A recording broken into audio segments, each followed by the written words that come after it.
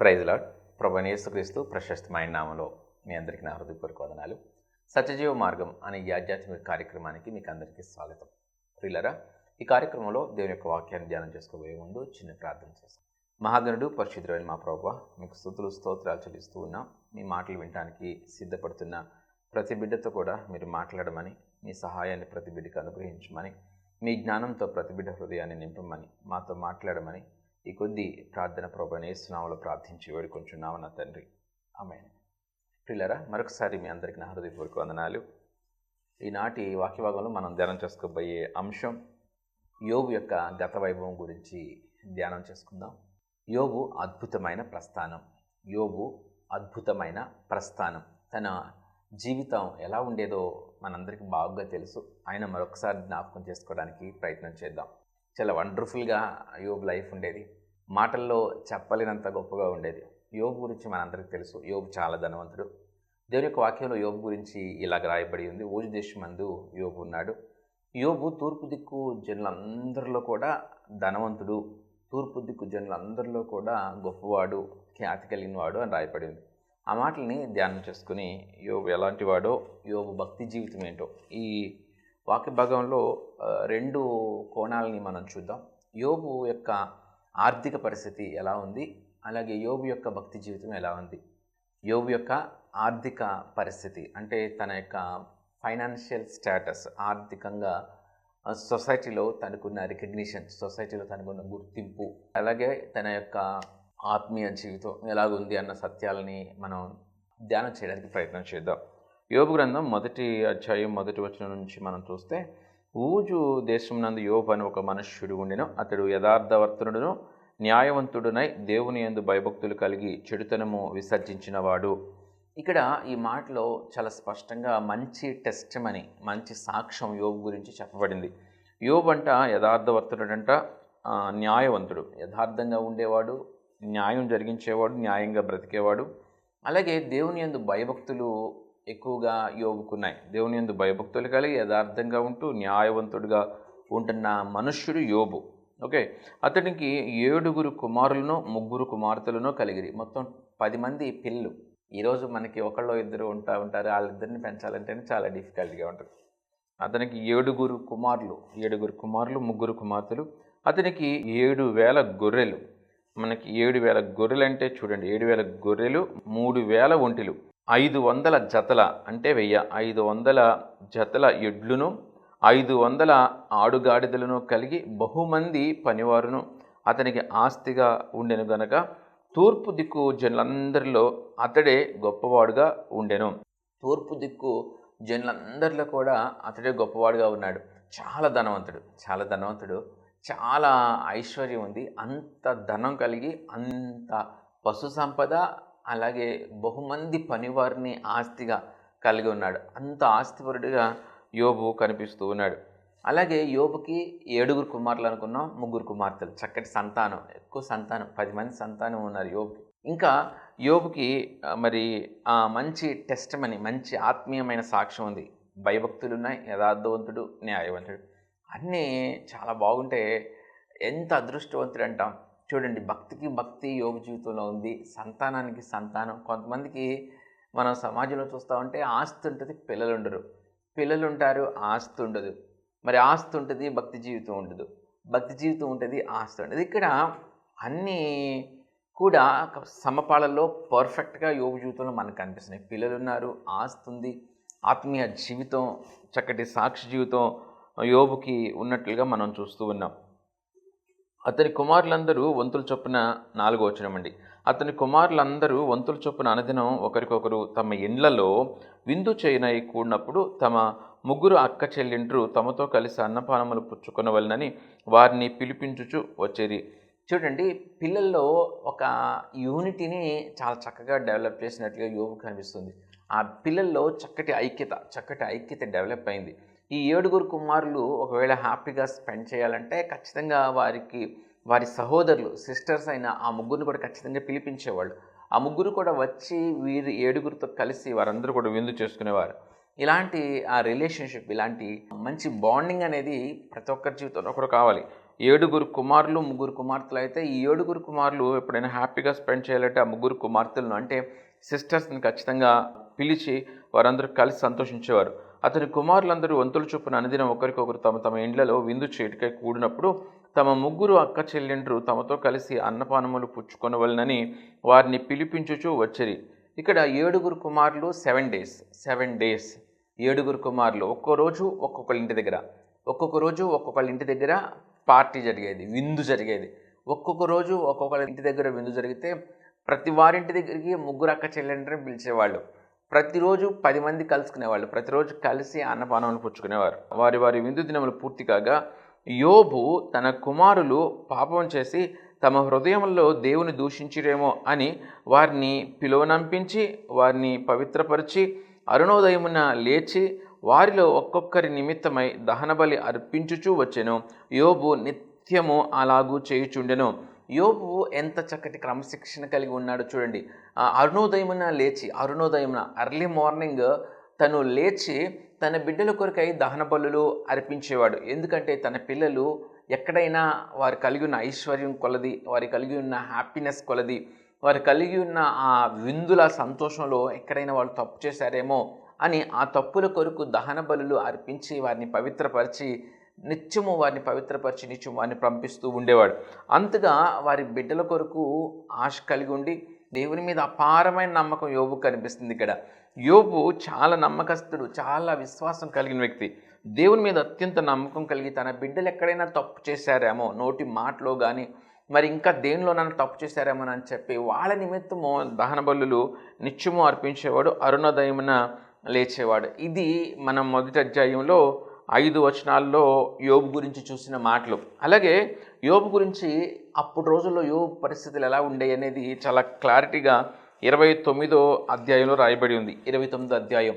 So యోబు గురించి, గత వైభవం గురించి, అనగా అద్భుతమైన యోబు అద్భుతమైన ప్రస్థానం గురించి, తన జీవితం ఎలా నడిచింది, తన జీవితం ఎలా ఉండేది అనే అంశాలను మనం ధ్యానం చేయడానికి యోబు గ్రంథంలో మొదటి అధ్యాయం చూసాం. అలాగే ఇప్పుడు 29వ అధ్యాయం కూడా చూద్దాం.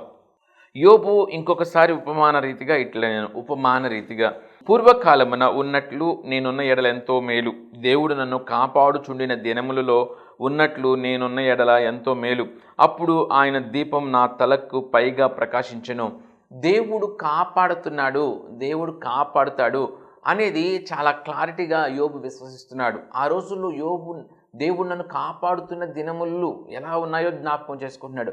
దేవుడు తనని కాపాడుతున్న దినములు, దేవుడు తనకి కాపుదలగా ఉన్న దినములు, దేవుడు తన వెలుగును యోబు శిరస్సు మీద ప్రకాశింపజేసిన దినములు ఎలాగున్నాయో జ్ఞాపకం చేసుకుంటున్నాడు. దేవుడు నన్ను కాపాడుచుండిన దినములలో ఉన్నట్లు నేనున్న ఎడల ఎంతో మేలు, అప్పుడు ఆయన దీపం నా తలకు పైగా ప్రకాశించెను. ఆయన తేజం వలన నేను చీకటిలో తిరుగులాడుచుంటిని. నా పరిపక్వ దినములలో ఉనినట్లు నేను ఎడల ఎంతో మేలు, అప్పుడు దేవుని రహస్యము నా గుడారమునకు పైగా ఉండెను. సర్వశక్తుడు ఇంకను నాకు తోడై ఉండెను. సర్వశక్తుడు అప్పుడు దేవుడు నాకు తోడై ఉన్నాడు. సర్వశక్తుడు దేవుణ్ణి వర్ణించమంటే చాలా అద్భుతంగా దావీదు కానీ యోబు కానీ ఈ భక్తులు వర్ణించడం మనం చూస్తాం. యోబు అంటున్నాడు సర్వశక్తుడు, సర్వశక్తి కలిగిన వాడు. ఆయన ఎవరు? సర్వశక్తి కలిగిన వాడు.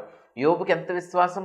సర్వశక్తి కలిగిన వాడు దేవుడు అని చెప్పిన విశ్వసించి సర్వశక్తుడు ఇంకనూ నాకు తోడై ఉండిన దినములవి అంటున్నాడు. నాకు తోడై ఉండిన దినములవి, సర్వశక్తుడకు దేవుడు ఇంకా నాకు తోడై ఉండిన దినములు, నన్ను ఆశీర్వదిస్తున్న దినములవి, నన్ను దీవిస్తున్న దినములవి అని తన యొక్క గత వైభవాన్ని, తన యొక్క అద్భుతమైన ప్రస్థానాన్ని జ్ఞాపకం మాట్లాడుతున్న మాటల్ని మనం ధ్యానం చేస్తున్నాం. ప్రియులారా, యోబు అంత ధనవంతుడై ఉండి చాలా దేవుని యందు భయభక్తులు కలిగి ఉన్నాడు అని చదువుతున్నాం.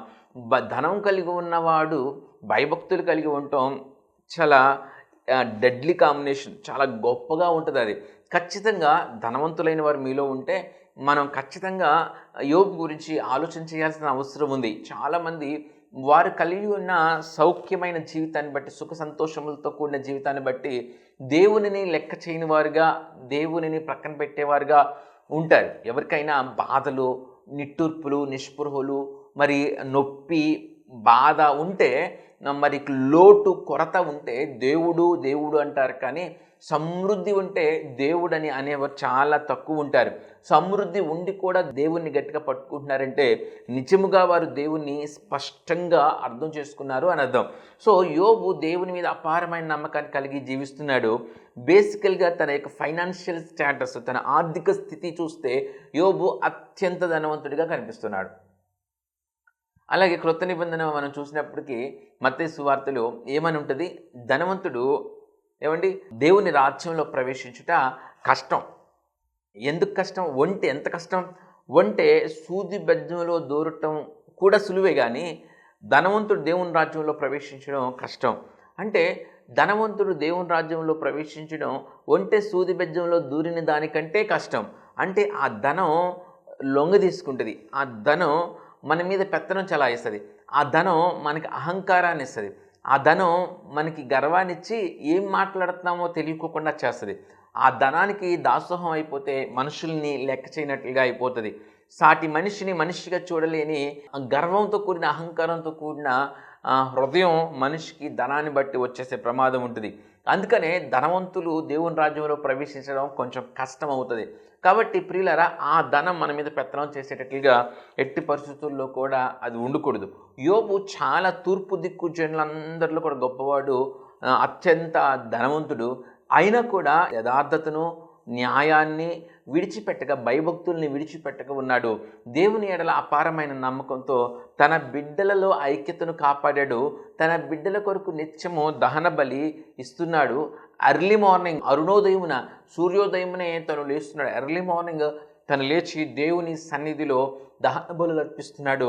దేవుని సన్నిధిలో తను గడుపుతున్నట్లుగా మనం చూస్తూ ఉన్నాం. ప్రియులారా, యోబు చాలా మంచి క్వాలిటీస్ కలిగిన భక్తుడుగా మనకు కనిపిస్తున్నాడు. యోబు, అప్పుడు ఆయన దీపం నా తలకు పైగా ప్రకాశించును, ఆయన తేజం వలన నేను చీకటిలో తిరుగులాడుచుండిని, నా పరిపక్వ దినములలో ఉండినట్లు నేను ఎడల ఎంతో మేలు. అప్పుడు దేవుని రహస్యము నా గుడారమునకు పైగా ఉండెను, సర్వశక్తుడు ఇంకనూ నాకు తోడయ్యుండును. నా పిల్లలు నా చుట్టూ ఉండిరి, నా పిల్లలు నా చుట్టూ ఉన్నారు. నేను పెట్టిన అడుగెల్లా నేతిలో పడిన. కొంతమందిని చూస్తే వాడు పట్టిందల్లా బంగారమేరా బాబు అంటారు. వాడు ఏం చేసినా సక్సెస్ అయిపోతుంది, ఏం చేసినా అది లాభం అయిపోతుంది అంటారు. అంటే యోబు వేసిన ప్రతి అడుగు కూడా నేతిలో పడేటట్లుగా చేసింది దేవుడు అని చెప్పి యోబు చాలా చక్కగా దేవుణ్ణి స్తుతిస్తున్నాడు. యోబు అంట వేసిన అడుగల్లా ఎక్కడ పడింది? నేతిలో పడిందంట. కాబట్టి యోబుని అందరూ ఏమనుకునేవారంటే చాలా అదృష్టవంతుడు అనుకునేవారు. బండ నుంచి నా నిమిత్తం నూనె ప్రవాహముగా పారిను, బండ నుండి నా నిమిత్తం నూనె ప్రవాహంగా పారింది అంటున్నాడు. అంత అద్భుతంగా దేవుడు ఆశీర్వాదపు వర్షాన్ని యోబు జీవితంలో కుమ్మరించాడు. అంత అద్భుతంగా దేవుడు యోబుకు ఇచ్చాడు. అంత అద్భుతంగా దేవుడు యోబును ఖ్యాతితో నింపాడా? పట్టణం ఆ యొక్క యోబుని తీసుకెళ్ళి కొండ మీద పెట్టాడు. నిజమే, మన హృదయము మంచిగా ఉంటే, మన హృదయం దేవుని యొక్క వెలుగు చేత నింపబడి ఉంటే, నిజంగా దేవుని యొక్క జ్ఞానం చేత నింపబడి ఉంటే, దేవుడు మనల్ని వాడుకోవాలని, మనకి ఖ్యాతినివ్వాలని, మనకి ఐశ్వర్యాన్ని ఇవ్వాలని ఆయన తలిస్తే ఖచ్చితంగా నిన్ను తీసుకెళ్ళి దీపస్తంభం మీద నిలవబెడతాడు, దీపస్తంభం మీద కూర్చోబెడతాడు. ఎందుకంటే వెలుగు మరి ఎక్కడ కూడా మనం దీపాన్ని వెలిగించి మంచం కింద పెట్టాం, దీపాన్ని వెలిగించి కొంచెం క్రింద పెట్టాం. దీపాన్ని వెలిగించంట ఎవరు కొంచెం క్రింద పెట్టరంట. కొంచెం అంటే మరి కొలతకు సంబంధించిన ఒక పాత్ర. ఆ పాత్రను బోర్లించి కానీ దీపాన్ని లోపల పెట్టరు, లేకపోతే దేని కిందన పెట్టరు. ఎందుకంటే అది గృహం అంతటికీ కూడా వెలిగివ్వాలంటే దీపస్తంభం అని ఒంటి నిట్టాడింట్లో మరి ఎలా ఉంటుందో అలాంటి ఒక పోల్ లాగా ఉంటే ఆ పోల్ మీద తీసుకెళ్ళి ఆ దీపాన్ని పెడితే ఆ దీపము ఇల్లంతటికీ కూడా వెలిగిస్తుంది. సో దీపస్తంభం మీద దీపాన్ని పెడతాం. అలాగే మనం వెలిగింపబడిన వారం అయితే, మనలో యథార్థత, న్యాయం, చక్కటి భయభక్తులు ఉంటే దేవుడు ఖచ్చితంగా మనల్ని దీపస్తంభం మీద పెడతాడు. మీరు లోకమునకు వెలుగై ఉన్నారు అని దేవుని యొక్క వాక్యం చెబుతుంది. మనం లోకానికి వెలుగుగా ఉండాలి. అలాగే ఎత్తైన కొండ మీద ఉన్న పట్టణం మరుగు చేయబడి ఉండదంట. అక్కడే ఆ మాటల్లోనే ఉంటుంది. ఎత్తైన కొండ మీద ఏదైనా పట్టణం ఉంటే అది దూరం నుంచి కూడా మనకు కనిపిస్తుంది. 10 కిలోమీటర్ల దూరం నుంచి కూడా ఆ పట్టణం కనిపించవచ్చు. అది అంత ఉన్నతమైన ఎత్తులో ఉంటే ఆ పట్టణం మనకి ఇక్కడికి కనిపిస్తుంది. అక్కడికి వెళ్ళాలంటే 10 కిలోమీటర్ల జర్నీ, మరి మెలికలు తిరిగి మరి కారులోనో లేకపోతే బైక్ మీదో చాలాసేపు జర్నీ చేసి వెళ్ళాల్సిన అవసరం ఉంటుంది. కానీ ఆ పట్టణము మనం చూస్తూ ఉంటే మన కళ్ళకి కనిపించదా? అదిగో ఆ పట్టణమే, అదిగో ఆ ప్లేస్కి వెళ్ళాలి మనం అనుకుంటాం. ఒక్కోసారి ఆ ప్లేస్కి వెళ్ళడానికి ఎంత టైం పడుతుంది? 10 కిలోమీటర్ల ఉంటుంది. అంతలాగా ఎత్తైన కొండ మీద ఉంటే ఎలాగైతే ఆ పట్టణం చాలా చక్కగా కనిపిస్తుందో, మనల్ని దేవుడు నీతిగా యథార్థంగా భయభక్తులు కలిగి ఉంటే దేవుడు ఒక దీపస్తంభం మీద పెడతాడు. అలాగే దేవుడు మరి ఎత్తైన కొండ మీద మనల్ని పెడతాడు. యోసేపు ఎక్కడ కూడా దేవుని వెలుగును విడిచిపెట్టలేదు. దేవుని యొక్క వాక్యం నుంచి కుడికి కానీ ఎడమకు కానీ తొలగల, నులివెచ్చగా మారల. తను వెచ్చగానే ఉన్నాడు, దేవునికి నమ్మకస్తుడిగానే ఉన్నాడు. ఎన్ని ఒడిదుడుకులు వచ్చినా, ఎన్ని సమస్యలు వచ్చినా, ఎన్ని వంకర్ల జీవితం తిరిగినా, ఎంత భయంకరమైన పాపము, ఆశ ఎంత తన వయస్సులో కూడా ఉండగా ఎంత భయంకరమైన పాపం తనని ఆకర్షించినా, తన హృదయాన్ని పాపం తన్ను వెతుక్కుంటూ పాపం తన దగ్గరికి వచ్చిన తను తప్పిపోలా, తనకు కుడికి కానీ ఎడమకి కానీ తొలగల, తన మీద భయంకరమైన నిందపడ్డ, జైలు శిక్షను అనుభవించినా కూడా యోసేపు మౌనంగానే ఉన్నాడు. తను వెలుగు హృదయం కలిగి ఉన్నాడు. వెలుగు ఎక్కడ యోసేపు ఉంటే అక్కడ వెలుగు ప్రవహించింది. చివరికి యోసేపుని దేవుడు ఎక్కడ పెట్టాడంటే దీపస్తంభం మీద పెట్టాడు.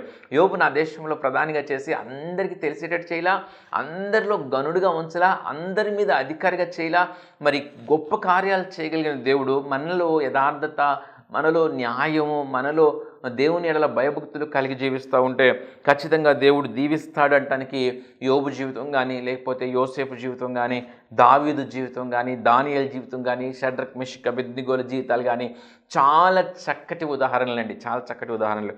చూడండి, సర్వశక్తుడు ఇంకను నాకు తోడై ఉండేను, నా పిల్లలు నా చుట్టూ ఉండిరి, నేను పెట్టిన అడుగు ఎల్లా నేతిలో పడిను, బండ నుంచి నా నిమిత్తం నూనె ప్రవాహంగా పారిను. యోబు నిమిత్తం బండ నుంచి నీళ్లు ప్రవహించడం కాదు, బండ నుంచి నూనె ప్రవహించింది. ఆ నూనె అమ్మితే ఏమవుద్ది? ఆ నూనె అమ్మితే విస్తారమైన సంపద వస్తుంది కదా. అంతగా అంటే అది ఉపమాన రీతిగా చెప్పబడింది. అంతగా దేవుడు యోబు తలపెట్టిన పనులన్నిటిని విజయవంతం చేస్తున్నాడు. దేవుడు యోబు తలపెట్టిన పనులన్నిటిలో లాభం వచ్చేటట్లు చేస్తున్నాడు.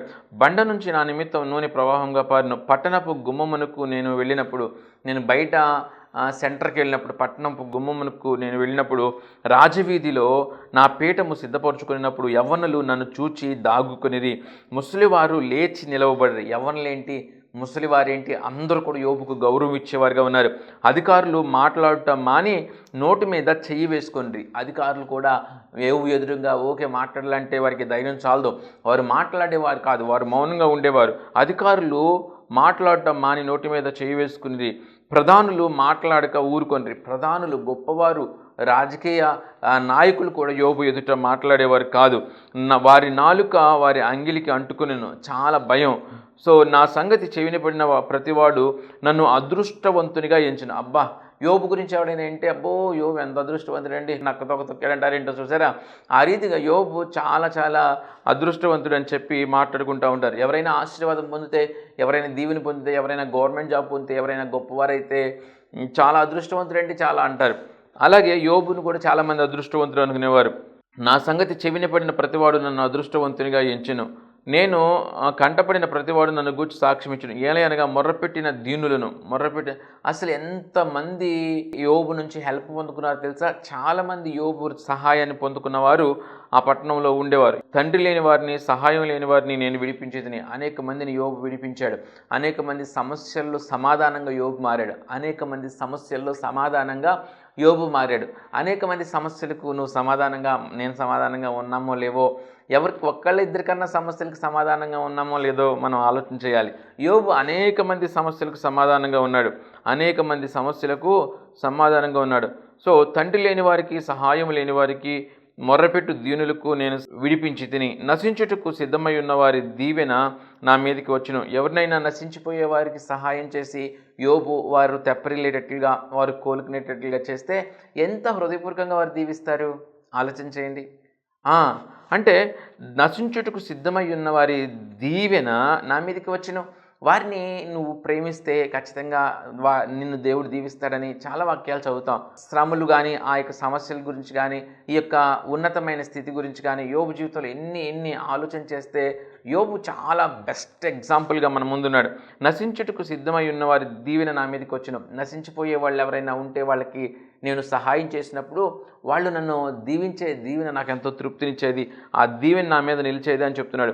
విధవర అంటారు హృదయమును సంతోషపెట్టి తిని, నేను నీతిని వస్త్రంగా ధరించుకొని ఉంటిని కనుక అది నన్ను ధరించెను. నా న్యాయ ప్రవర్తన నాకు వస్త్రమును పాగాయు అయిను. అంటే తలపాగా అంటారు కదా, సో వస్త్రము తలపాగాగా మారిను. గ్రుడ్డివారికి నేను కన్నులైతని, కుంటివారికి పాదములైతని.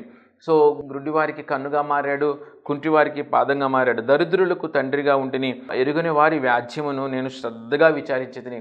ఎవరైనా గొడవ ఆడుకుంటుంటే, ఎవరైనా అసమాధానంతో ఉంటే వారి వ్యాజ్యం ఏంటో శ్రద్ధగా గ్రహించి శ్రద్ధగా వినేవాడు. దుర్మార్గులు దవడపళ్ళను ఓడగొట్టి తిని, వారి పళ్ళలో నుండి దోపుడు సొమ్ము లాగివేసి తిని. ఎవరైనా తప్పు చేస్తే యోబు ఊరుకునేవాడు కాదు. అప్పుడు నేను ఇట్లా అనుకుంటుని, నా గూటి యొద్దే నేను చచ్చేదను. అంత హ్యాపీగా జరుగుతుంది. యోబుకు వచ్చే గౌరవం అంతా ఇంత కాదు, చాలా ఎక్కువ గౌరవం వస్తుంది. మరి ధనవంతులు దేవుని రాజ్యంలో ప్రవేశించుట కష్టమైనప్పటికీ కూడా యోబు దేవుని రాజ్యంలో ప్రవేశించడానికి చాలా క్వాలిటీస్, చాలా గుడ్ క్వాలిటీస్ యోబులో ఉన్నాయి. యోబు చాలా వెలుగులాగా ప్రకాశిస్తున్నాడు, అనేక మందికి వెలుగుగా ఉంటున్నాడు. అనేక మంది త్రోవలకు, మరి అనేక మంది జీవితాల్లో సారథిగా, అనేక మంది జీవితాల్లో ఊతంగా యోబు ఉంటున్నాడు. తను కలిగి ఉన్న ధనాన్ని బట్టి తను సుఖాలు అనుభవిస్తూ సమాజాన్ని పట్టించుకొని స్థితిలో యోబు లేడు. తను కలిగి ఉన్న సంపదను బట్టి తన సంతోషాన్ని అనుభవిస్తూ కూడా సమాజానికి మేలుకరమైన స్థితిలో యోబు ఉన్నాడు. యోబుకు దేవుడు ఆస్తి ఇచ్చాడు, దేవుడు యోబుకు ఐశ్వర్యం ఇచ్చాడు, ఖ్యాతి ఇచ్చాడంటే అది యోబు తనంతట తానే అనుభవించలా. యోబు తనంతట తానే తిని పడుకోలా. యోబు తనంతట తానే తిని సుఖభోగాలతో తన పిల్లలు, నా ప్రాణమా నా పిల్లలారా తినండి త్రాగండి సుఖించండి అన్నలా. యోబు తను కలిగి ఉన్న ధనం చేత సమాజానికి మేలు చేసినట్లుగా, దేవుణ్ణి మహిమపరిచినట్లుగా, దేవుని మనస్సు కలిగి ఉన్న వ్యక్తిగా యోబు మనకు కనిపిస్తున్నాడు. ఇంత మంచిగా ఉంటున్నాను కదా, చాలా బెస్ట్గా ఉంటుంది నా లైఫ్, నా ఇంటి దగ్గర నేను చచ్చిపోతాను, నా ఊళ్ళో నేను చచ్చిపోతాను, అనేక మంది నా వలన మేలు పొందుకున్న వాళ్ళు, నా వలన లాభం పొందుకున్న వాళ్ళు, లబ్ధి పొందుకున్న వాళ్ళు గుండెలు బాదుకుని నా దగ్గరకు వచ్చి ఏడుస్తారు, చాలా చక్కగా ఉంటుంది అనుకున్నాడేమో. కానీ ఏమనుకున్నాడంట, అప్పుడు నేను ఇట్లా అనుకుంటే, నా గూటి వద్దనే నేను చచ్చేదను, హంసవలే నేను దీర్ఘాయు గలవాడవుదును. హంసవలే నేను చాలామంది హృదయాల్లో, వాళ్ళ జీవితాల్లో, వాళ్ళ గృహాల్లో నేను ఎప్పటికీ నిలిచిపోతాను, నేను ఎప్పటికీ దీర్ఘాయుష్మంతుడు, హంసవలే నేను ఎప్పటికీ దీర్ఘాయుష్మంతుడు అయిపోతానని అనుకున్నాడు. నా వేళ్ళ చుట్టూ నీళ్లు వ్యాపించును, మంచు నా కొమ్మల మీద నిలుచును, నాకు ఎడతెగని ఘనత కలుగును, నా చేతిలో నా విల్లు ఎప్పటికీ బలముగా నుండును. మనుషులు నాకు చెవియొగ్గి నా కొరకు కాచుకొనిరి, నా ఆలోచన వినవలనని మౌనంగా ఉండరు. చాలామంది యోబు కొరకు వెయిట్ చేస్తూ ఉండేవాళ్ళు. నేను మాట్లాడిన తర్వాత వారు మారు మాట పలుకుకుండ్రి, గుత్తులుగా నా మాటలు వారి మీద పడిను. నేను మాట్లాడినాక వాళ్ళు ఎవరు మాట్లాడేవాళ్ళు కాదు, గుత్తులుగా నేను ఎక్కువ మాటలు మాట్లాడాల్సి వచ్చేది. వర్షం కొరకు కనిపెట్టినట్లు వారు నా కొరకు కనిపెట్టుకుని, కడవరి వాన కొరకైనట్టు వారు వెడల్పుగా నోరు తెరుచుకుని, వారు ఆశారహితులై ఉండగా వారిని దయగా చూచి చిరునవ్వు నవ్వితిని. ఆశారహితులై అనేక మంది కనిపించినప్పుడు వారిని చూచి ఈ యొక్క యోబు చిరునవ్వు నవ్వేవాడంట. యోబు చిరునవ్వు నవ్వి దేవునికి సహాయం చేస్తాడమ్మా అంటే వాళ్ళు మేలు పొందుకునేవాళ్ళు, వాళ్ళ సమస్య నుంచి విడిపించబడేవాళ్ళు. ఎందుకంటే యోబు ఏదో దేవుడు చేస్తాడని చెప్పి వదిలేసేవాడు కాదు, కానీ దేవుడు తనకిచ్చిన ఐశ్వర్యం కొలిది, తనకిచ్చిన ధనం కొలిది వారికి సహాయం చేసి వారిని విడిపించేవాడు. కాబట్టి యోబుకు దేవుడు అందుకనే ధనం ఇచ్చాడని నమ్మాడు. కాబట్టి వారందరూ కూడా విడిపింపబడేవారు. వారందరి సమస్యలు చాలా సునాయాసంగా తీరిపోయాయి. వారికి చిరునవ్వు, వారికి సంతోషం వచ్చేది. సో అలాంటి వారిని చూసి యోబు చిరునవ్వు నవ్వినప్పుడు వాళ్ళకి చాలా సంతోషం. నా ముఖ ప్రకాశము లేకుండా వారేమీ చేయరైరి, నేను వారికి పెద్దనై కూర్చుండి వారికి మార్గములను ఏర్పరిచితిని. సేనలో రాజువలెను, దుఃఖించు వారిని ఓదార్చువాని వలెను నేనుంటిని. చాలా గొప్పగా యోబు జీవించినట్లుగా, చాలా గొప్పగా యోబు యొక్క ప్రస్థానం అద్భుతంగా ఉన్నట్లుగా మనం చూస్తూ ఉన్నాం. నిజమే ప్రియులారా, యోబు చాలా ధనవంతుడు, చాలా నమ్మకమైన, భక్తి కలిగిన, అలాగే సమాజానికి ఉపయోగపడే వ్యక్తిగా ఉన్నాడు. అంత గొప్ప వ్యక్తి గురించి, అంత గొప్ప భక్తుని గురించి ఈరోజు మనం ధ్యానం చేసుకోవడానికి దేవుడు కృపను చూపించిన విధానాన్ని బట్టి దేవునికి కృతజ్ఞతాస్తుతులు చెల్లింపబద్దలమై ఉన్నాం. చిన్న ప్రార్థన చేసుకుని ముగించుకుందాం. మహాగణుడు, పరిశుద్ధమైన మా ప్రభువా, మీకు స్తోత్రాలు చెల్లిస్తూ ఉన్నాం. అయ్యా, ఎంతో చక్కగా యోబు గురించి ధ్యానం చేయడానికి మీరు చూపించిన కృపను బట్టి వందనాలు. అవును ప్రభువా, ధనవంతులు దేవుని రాజ్యంలో ప్రవేశించడం కష్టమే, కానీ ఆ ధనాన్ని ఆయా సమాజం కొరకు, మీ కొరకు నా ప్రభు మీరు ఇచ్చిన ఆ యొక్క ఐశ్వర్యాన్ని నా ప్రభు ఖర్చు చేస్తున్నప్పుడు కూడా అదెంతో తృప్తిని, సంతోషాన్ని, దీవెనను ఇస్తూ ఉంటుంది నా ప్రభు. అనేక మంది బీదలను ప్రేమిస్తున్నప్పుడు నా ప్రభు మీరు ఇచ్చే ఆశీర్వాదం ఎంతో గొప్పగా వారి వారి జీవితాల్లో కనిపిస్తూ ఉంటుంది నా ప్రభు. ఆ రీతిగా నాయన మేమందరం నా ప్రభు యోబు జీవితాన్ని ఒక ఇన్స్పిరేషన్గా తీసుకోవడానికి అయా చక్కగా మీకు మెప్పు తెచ్చేవారంగా, మీకు సంతోషం తెచ్చేవారంగా, మీకు నమ్మకస్తులుగా బ్రతికే రీతిగా మా జీవితాల్లో మేము క్రియలు కలిగిన విశ్వాసం, క్రియలు కలిగిన ప్రేమ కలిగి ముందుకు కొనసాగడానికి మాకు సహాయం దయచేయమని ప్రభువైన యేసు నామములో ప్రార్థించి వేడుకొంచున్నాము నా తండ్రి. ఆమేన్. దేవుడు మనందరిని దీవించి ఆశీర్వదించును గాక. ఆమేన్. ప్రియులారా, ఈ వర్తమానాలన్నీ జోసెఫ్ సుశీల్ అనే యూట్యూబ్ ఛానల్లో అప్లోడ్ చేయబడుతున్నాయి. కాబట్టి ఖచ్చితంగా యూట్యూబ్ ఛానల్ని సందర్శించండి. యూట్యూబ్ ఛానల్లో జోసెఫ్ సుశీల్ అని మీరు టైప్ చేస్తే ఆ ఛానల్ వస్తుంది. మరి ఇతర వర్తమానాలను కూడా ఖచ్చితంగా వినండి. అలాగే ఈ వర్తమానాలు ప్రవచన్ టెలివిజన్లో ప్రతి ఆదివారం ఉదయం 7:30కి, సాయంత్రం 7:30కి ప్రసారం అవుతూ ఉన్నాయి. ఖచ్చితంగా వాటిని కూడా వీక్షించమని మీకు మనవి చేస్తూ ఉన్నాను. దేవుడి ప్రకటన దీవించును గాక. ఆమేన్.